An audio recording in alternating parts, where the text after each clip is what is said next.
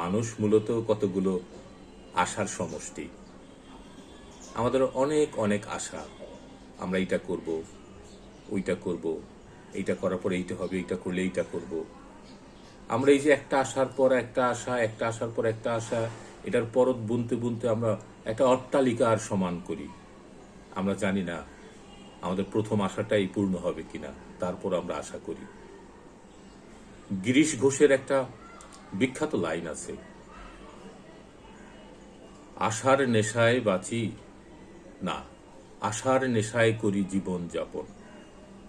আমরা আশার নেশায় জীবন যাপন করি। বলতে গেলে মানুষ সবসময় একটা নেশায় থাকে, সেটা আশার নেশা। হ্যাঁ, আমরা এটা করতে পারবো। অতি সম্প্রতি অনেকগুলি খণ্ড খণ্ড ঘটনা আমাদের মনকে বিক্ষুব্ধ করে তোলে, আমাদেরকে আশাহত করে, আবার আশার সমুদ্রের সামনে দাঁড় করায়। আসিয়ার কথাই চিন্তা করে, আমরা কত আশা করছিলাম যে হয়তো মেয়েটা বেঁচে উঠবে, বাঁচল না। আমরা আশা করছি যে এই কাজটা হবে, হয় না।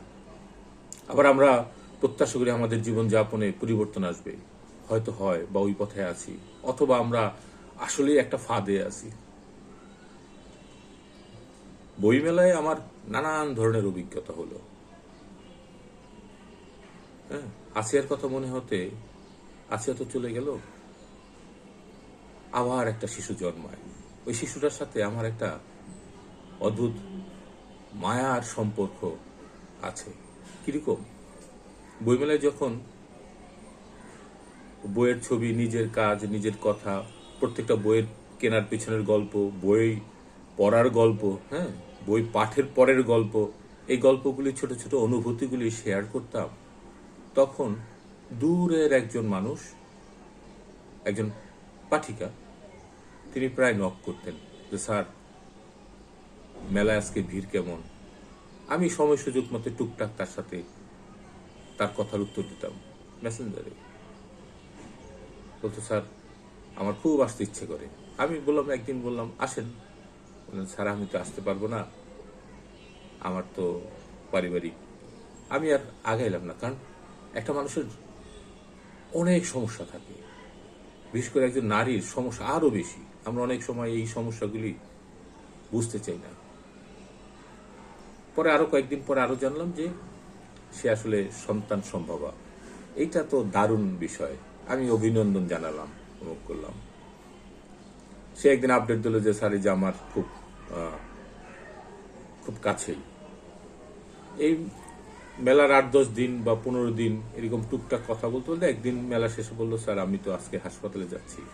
আর সে আমার নানান কথায়, নানান লেখায়, নানান বইয়ে পড়ে, কমেন্টস করে ইনবক্সে। তো তার প্রথম সন্তান, খুব ভালো ফ্যামিলি, সুইট ফ্যামিলি।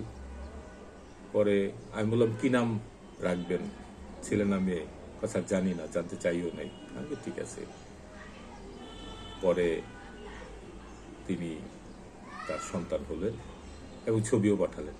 এই ছবি দেখে আমার মধ্যে একটা অনুভূতি কাজ করলো যে না দেখা, না চেনা একটা মানুষের সাথে একটা মানুষের একটা অদ্ভুত সম্পর্ক হয়, আশার সম্পর্ক। কিরকম আশা? সে আশা করেছিল এক বইমেলা আসবে, সে পারলো না। কিন্তু এই যে যে শিশুটার জন্য পারলো না, সে শিশুর সাথে, হ্যাঁ, একজন পাঠিকার আর একজন বই লেখকের, হ্যাঁ, একটা অদ্ভুত মেলবন্ধনের সেতু হিসেবে কাজ করলো। আমার এইটা অনেক বেশি আমার কাছে আপন মনে হলো। মানুষ অনেক দূরে থেকে অনেক আপন হয়। একটি শিশুর জন্মায় কি সুন্দর করে, আর একটি শিশু মৃত্যু হয় কি নির্মম ভাবে। এই যে চক্র, এক অদ্ভুত। এই অদ্ভুত চক্রের কোনো সমাধান নাই, সমাধান করতে কেউ যায়ও না। মানুষ আশায় বাঁচে। ওই নতুন মা, তারও অনেক মনে আশা। ওই নতুন মা, তার মেয়ে, যে মেয়েটা সেও একটি কন্যা সন্তান, এই মাটাও এই সুন্দর পৃথিবীতে নিরাপদে বেড়ে উঠুক।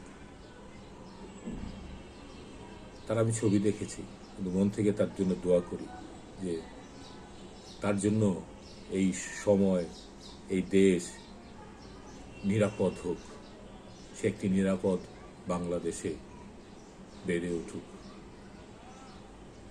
এই যে আশা করলাম, এই আশায় বাঁচি।